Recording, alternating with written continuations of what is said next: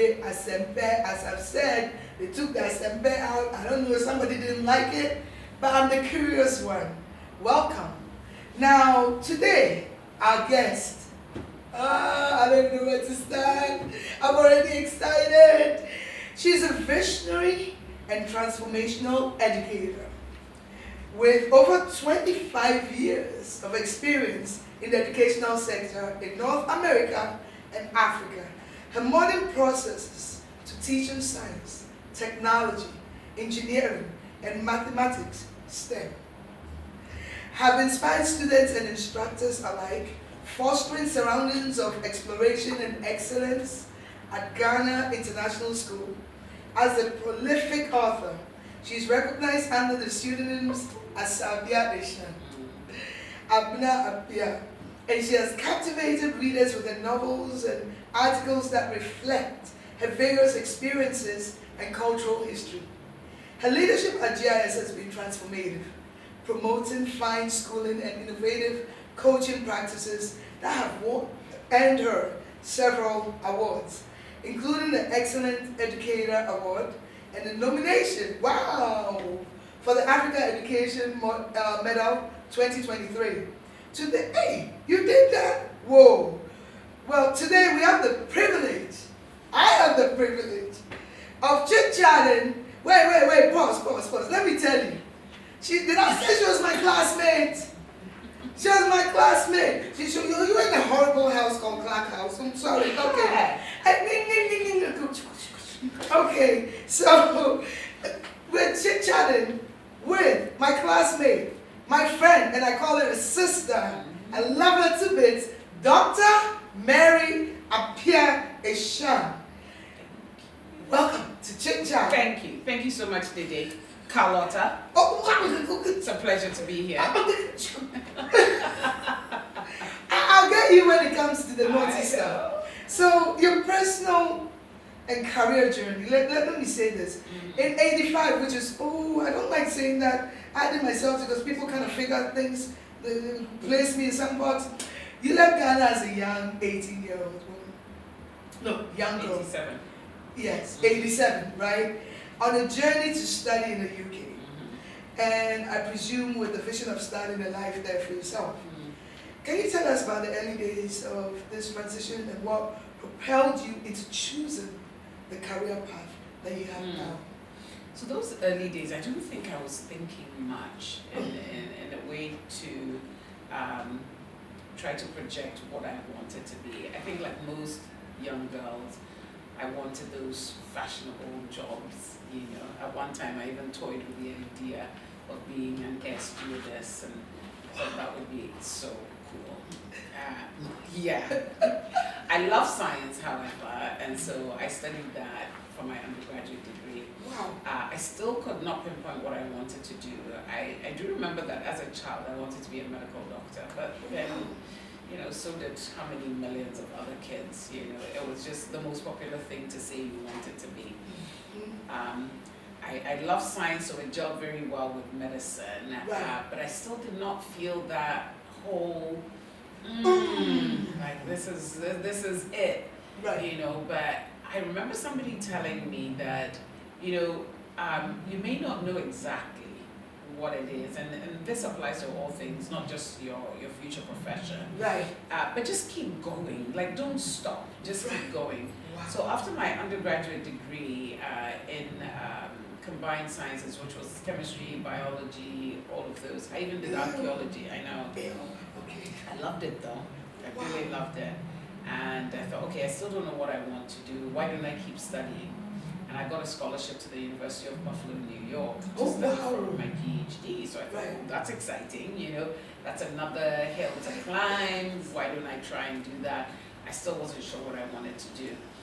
So in 1991, I graduated from University of East London, UK, and then left to Buffalo, New York to do my PhD. My research was titled The Inhibition of Murine Leukemia Virus by 2,4-dinitrophenolpolyA. Excuse me? Yeah, exactly. And this was the time when AIDS was a big deal Oh, and all okay. that. And I thought, okay, I don't want to be a medical doctor, but I'm still interested in medicine and sciences and all of that. So I chose to work in the lab of this professor who was trying to find a cure for AIDS. Oh, wow. Now, the university lab that we had did not allow for using the actual AIDS virus. Oh. You had to have, they call them containment labs. Oh, okay. Right? So you have to apply for a special license, and we were not well equipped for that. So we had to sort of downgrade the species that we would test the drug on. So my lab was responsible for creating the drug, right, and then testing it on a species. So we chose to use mice. So my research was on mice. So murine leukemia virus is like AIDS, but it infects mice. Oh. So we thought if we study that, right, we'll have an idea as to how it works in humans. And so that was the essence of my research. Right. So I did that, and I can remember, I think it was in my 3rd or 4th year, we had to do some community service. So I had to go and teach in Buffalo, in schools in Buffalo. And I remember just having such a great time. The kids were really excited. I did experiments, blowing things up and that sort of thing. And so the principal came to me afterwards and he said, "Have you thought of teaching?" And I said, no. And he goes, "Really? Because you would make a good teacher." And I said, "No, I'm going to be a research scientist. I'm going to find the cure for AIDS and, all of that." And then I left that and I graduated, got my PhD, and by that time Joe and I had decided that we were going to immigrate to Canada. Oh, okay. So we get to Canada and there's a recession. This is in 1996. Okay. And when you're looking for a job, your CV is always in the car with you. Oh. And so I had gone for this one interview with a company called Hemosol, and they were making artificial blood. And I thought that was so fascinating with the kind of background that I had. I thought, artificial blood, that is so cool. So I applied for a job, worked for the interview, and then they said, the working hours are from 6 a.m. and then they just stopped there. And I said, and does it end? And they were like, well, it might go up to 6, it might go up to 10, we can't really tell, but you have to be here for 6. And at that time, I had a 3-year-old son. Ow. And I was beginning to now feel the pressures that women tend to feel. Like, you want to be a professional, you want to also be a mom, you want to be a wife, all of those things. And so I had to make a decision at that point. Do I want to go for this job, and what is it going to mean, for the family? Yeah. And so I decided to turn down the job. So I had a bit of a depressive moment where it was like, am I ever going to find what I'm supposed to be doing? So I'm driving through the streets of Toronto, and I see the sign that says Queensway Christian College. And I thought, that is really odd. Why would the school put Christian in their name? Yeah. It's as if they really want to make a statement about it. Right. So you know why you and I get along so well. We're both curious. So as soon as I saw that, I'm going to find out. So I drove into the parking lot. It was a church, and then they had some buildings on the back, so it looked like it was a school. Wow. So I went in, secretary said, "Hi, how may I help you?" I said, "I'm just wondering who you are, what you are. What is a Christian school?" Right. And they said, "Well, it's a school that tries to teach from biblical principles.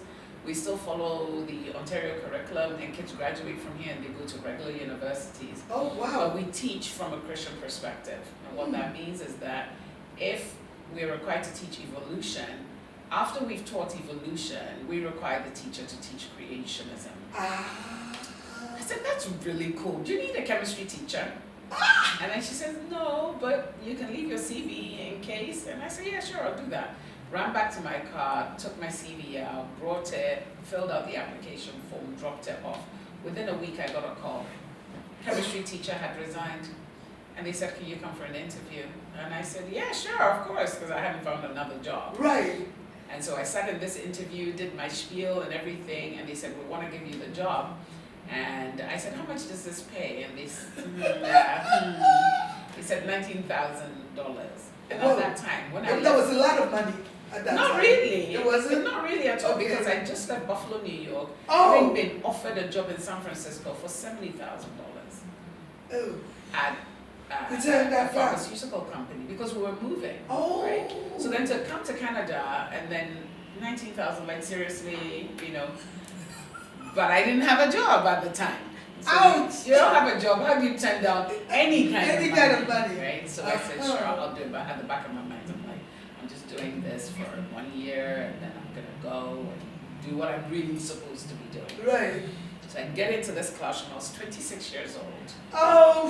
And I remember walking into the class and thinking, what a bunch of hooligans. Oh! You know, and I could remember myself at that age, you know. Oh, and I was my determined God. not to be, I wanted to be that fun teacher, but Right. still strict enough, you know. I was the only black teacher in the school at the time. Oh, dear. So that came with all its issues and Yeah. stuff. But I had a fantastic time the first year. I was exhausted. But Okay. during the summertime, I found myself preparing experiments for the next next academic year. And I think that was when it started occurring to me that I love this. I love this. I'm talking almost all the time. Right. Which, Because we love talking. Of Wow. course, it's got to be part of the package. Right. I'm teaching science. I love science, and I love infusing my students with a love for science. As a mom, I get to go to school with my child because my child was enrolled in the school. And my husband's workplace was just on the next street. Okay. So we didn't have to get 2 cars, just 1 car. He drops us off, he goes to work, he closes, picks us up, right? And so as a parent, being able to do that, I thought, this is comfortable. Right. You know, it's comfortable. Maybe I should do this another year. Ah. And another year. Whoa. Until by the end of my 3rd year, I was like, okay, I think I like this well enough. So I went back to school and got a Bachelor of Education degree after my PhD. And someone asked, someone once asked, you know, didn't you see that as going back? And I said, no, it's not going back. When you find what you're looking for, you're actually moving forward. You know, so that's how I got into teaching. And it was after that when I told my mom, this is what I think I should be doing. And mom said, well, you were always a teacher. And I said, what are you talking about? She said, when I was little, she said I was barely 6 years old, I had a school at home. Oh, you were one of all those. the neighborhood kids, right? Those older than me, because I was like, sit down or I will punish you. Do this. I was so bossy, and I was running my own school at that age. So I said, you know what? Yeah. And through the years, I think, you know the Japanese term ikigai. Have you heard of it? Ikigai is the finding of your purpose. Okay. Right? When you find what you love, what can pay you, what the world needs. It's the last one. There are 4 pillars of ikigai. What the world needs, what you can be paid for, what you love, and what you're good at. Whoa. If those 4 align, that center, so imagine it like a Venn diagram. What you love, what you're good at, what the world needs, what you can be paid for. So as soon as I was able to... can you see the teacher in there just came out? Can you see that? Yep. Wow. So as soon as I made peace with the fact that I will never be a wealthy person. Teaching is not meant to make you wealthy. Teaching is a rewarding career. You're not going to become a millionaire from teaching. So I came to terms with that. Once I came to terms with that and realized it can feed me, I've been told I'm good at it, I love it, and I know it's what the world needs. Boom, I found my ikigai. Wow. And that, once I settled into that, that's when I started rising in the profession. Wow.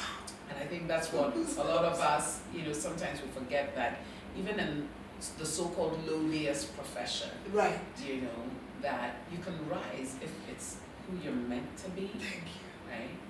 So yeah, that's my long Whoa, journey. no, it's not a long journey. It's not long, it's not short, it's a journey. Yeah. It's an exciting one. It's an inspirational one.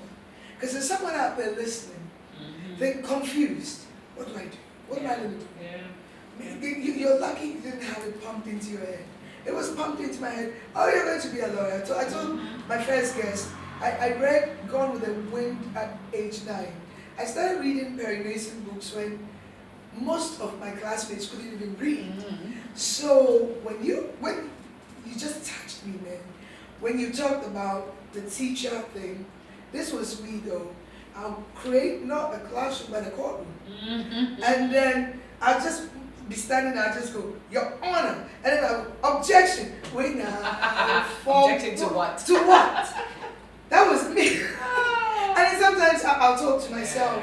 Yeah. And my mother said I was a bit of an introvert and an extrovert because I love reading. So they pumped it into me. Yeah.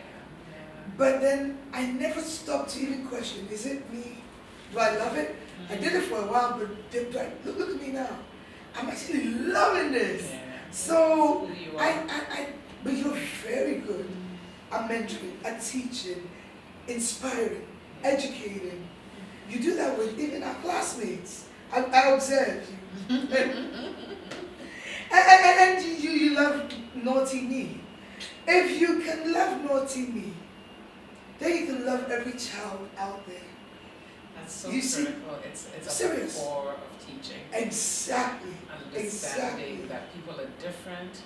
They're coming from all walks of life. They've got different trajectories. Yes. Not everyone needs to be like me, right? And there's just power in the variety that we have. Mm-hmm. You know, so understanding this, and this is why for me teacher education is so critical. If we can educate, first of all, we need to choose the right people to go into teaching. It shouldn't be the people who didn't pass exams, but unfortunately the people who didn't get into law school are the ones who teach social studies. Those who didn't get into medicine tend to teach chemistry, biology, physics. Those who didn't get into engineering teach physics and math. It's almost as if teaching is seen as what you do when you don't get these other professions, which is sad given the fact that teachers are the ones who teach these people Exactly. to become whatever, you know. So if we can get the right kind of people to enter the profession, and then when they do enter the profession as well, we make sure that we teach them things like child development, recognizing different learning styles, recognizing different personality styles, teaching strategies that will ensure that every child in your classroom has had their needs met. You may have 4 or 5 teaching styles, your different teaching styles, Right. and you may have 10 different learning styles in your classroom. How are you pacing your lessons so that every child walks out of there and they've said, wow, you know, or they get home and they're like, oh, I have to do this homework, I absolutely have to do this homework because, you know, Miss so-and-so said I have to do it. And just that excitement in getting teachers to recognize at the end of the day, that's what you want a child to be feeling. Where were you, or people like you, when I was going through my challenges? And I mean, remember Motown, Atiko? I mean, Christ the King, I was on honor roll, I received prizes. We got to Motown and I'm like, what's this? And Atiko was always catching me because I couldn't be bothered. Environment, Yes. the adults in your space, you know, and things like very, very simple or seemingly simple things. Do you know that boys don't learn very well underneath fluorescent lighting? Oh. So if you have fluorescent lighting in a classroom, Right. apparently the rods in boys' eyes cannot absorb the light really well when the fluorescent lighting is on there. So Are you listening? There could have been lots of kids that we sat in class Right. who the environment was not conducive for them to learn. So it hindered. You know? Oh my And then there are God. people who are auditory learners, and I can remember sometimes, you know, there could be that kid in the class who's not taking down notes. And it's Right. like, why aren't you taking down notes? And then you take your pen and you try to write. But they're an auditory learner. They're picking up everything. Yes. You know? And then there are the Yes. visual learners. Draw Right. it for me. You know? And then you've got the kinesthetic learner as well who wants to get up and move around. So if you're teaching length and breadth of, let's say, a sports field or something, don't Right. sit down and draw a square for me. Take me out to the sports field and let me walk the field. That alone really helps it to cement in my mind because I've walked it. Because that's the kind of learner I am. You know? So just even understanding the different kinds of learners so that you segment your lesson plan Right. so that each child is like, ooh, at a particular point. They might not get the entire lesson, Right. but they'll I get don't one get bit. something. Oh my God.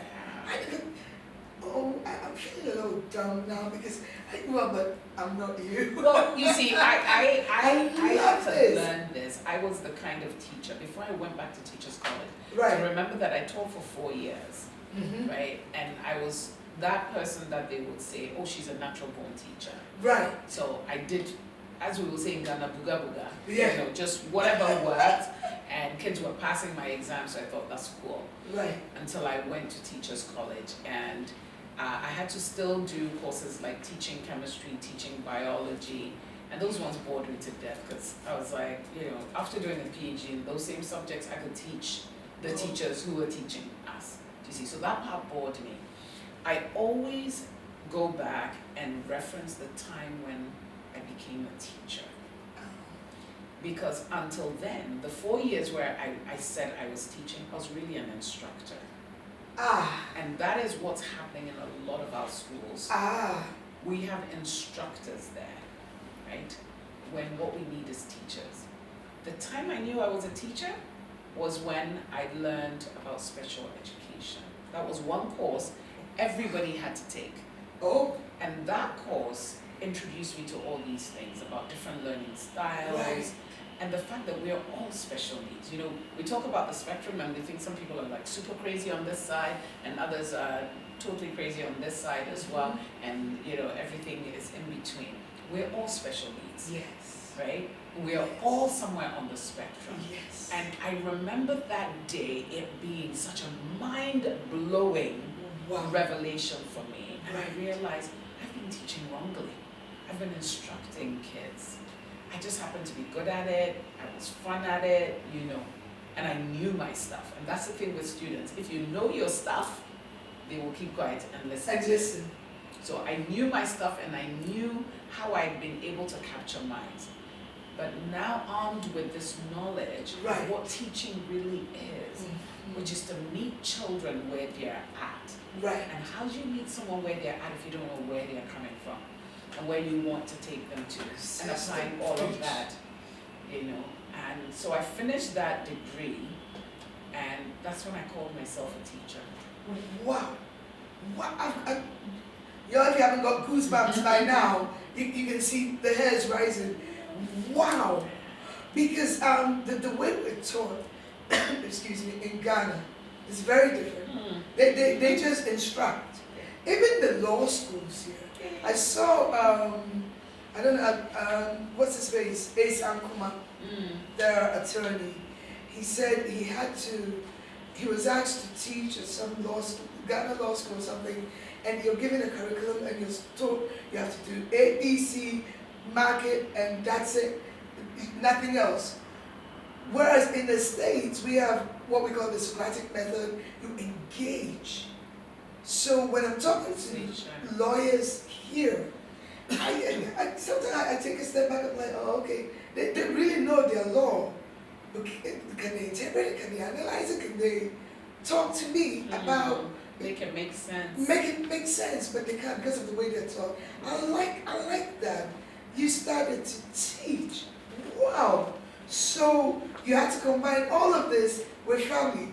3 beautiful boys. Oh, I love your boys. I love your boys. And actually there were 4 boys because 3 boys and dad. Yes. How the hell did you do that? I don't know. Because you raised 5 men. Yeah, but and I think that, you know, each step of the way, I just did what I had to do. Right. You know, and I credit my husband Joe. Oh. I think that it has to be a partnership. You know, and if there isn't a partner there, the support of family, you know, close family and extended family, it's too much to expect one person to raise a child. That's why we have that adage, it takes a village. It takes a village to raise a it child. Takes a village. And I think that's what happened. I had the support of a committed spouse. Right. You know, and so, I mean, feeding them at night when they were babies and stuff, it was shared. There was no question of it, you know. So I feel very, very blessed that I had that. You know. I'm happy to hear this because a lot of women don't get that. And it's going to take me to a naughty moment. I'll just switch to a naughty moment because I know Joe's not here. Yeah. He's in Canada. Yes. And then you're here. So you want to cuddle or something, sister? What do you do? Joe's not here. I go to sleep. Okay, yeah, right. I don't believe you for a minute. Okay.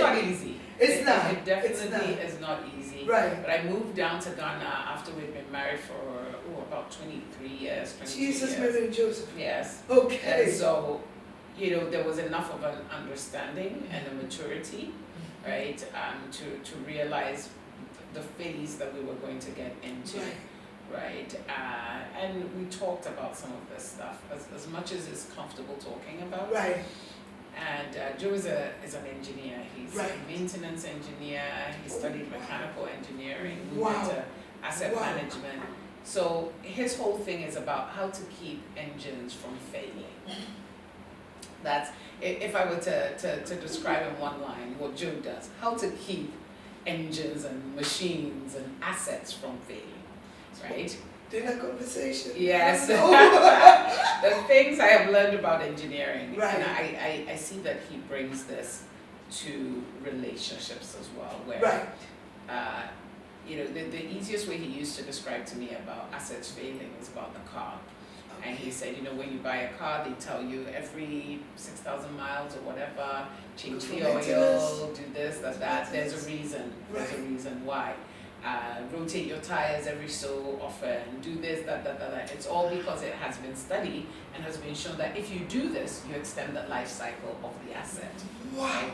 So with relationships as well, if you maintain it with certain things, Yes. you will extend the life cycle of it. So wow. yeah, so I a love lot of that. it is communicating. Right. It's not like it's all been easy. No, it's not. Definitely not. There are highs and then there are lows, but remembering that relationships are assets, so they need to be nurtured, they need to be maintained Yes. and stuff. And Wow. so it's just one day at a time. So I'm curious. You've lived and worked in 4 different countries, like the UK, the USA, Canada, Ghana, and by all accounts, it's a splendid opportunity for anyone to experience, life in ways the average person wouldn't. Yeah. Okay. So as an educator, what are some of the intriguing cultural differences you can share with us, especially in the educational sector, Yeah. I mean, in the UK, I found that things were a lot colder Right. in terms of interpersonal relationships and all. You're being kind. Yes, I'm being kind. I'm choosing my words well. So things were a little bit colder, and while teachers or professors in the university would say, you can come to me during office hours and all that, and they seemed open. It was almost always as if, okay, let's hurry up and finish this and get out. Right? America was just a dream for me. It was like people who were easy. And one of my professors who met us at the airport, I remember when we first arrived, we stayed with him for a few days before we found our own place. Right. He died a couple of years ago. His name was Mac. And I remember just thinking he's everything that's good about America. He was easy, no stress, everything could be done, but don't kill yourself doing it, and let it be fun. I can remember entering my very first class at the University of Buffalo in New York, and I was in a skirt suit. Right. Very British, right? Very, very British. And walked into the class, and everybody they were all talking. It was a lecture theatre. They were all talking, and everybody just sort of stopped and got their notebooks and everything. And then I sat down, and then someone turned around and said, "Oh, you're not the professor?" And I said, "No." And why would they think I was the professor? Well, I was the only one in a skirt suit, and I had this briefcase, very British and prompt and, proper. Did you go in there with the English accent? Oh, of course I did. Good morning. Good morning, everyone. So my professor, afterwards, I told him about it. He goes, "Yeah, because look at what you're looking like." He goes, "Don't you have a pair of jeans?" I said, "Actually, no, I did not own a pair of jeans. I didn't know how to relax." And so, I look back, and the American educational landscape was a more relaxed relaxed environment. Yes. That allowed me to sit back and just evaluate what I was learning and who I wanted to be, as opposed to the British system that was quite rigid and the Ghanaian one the same.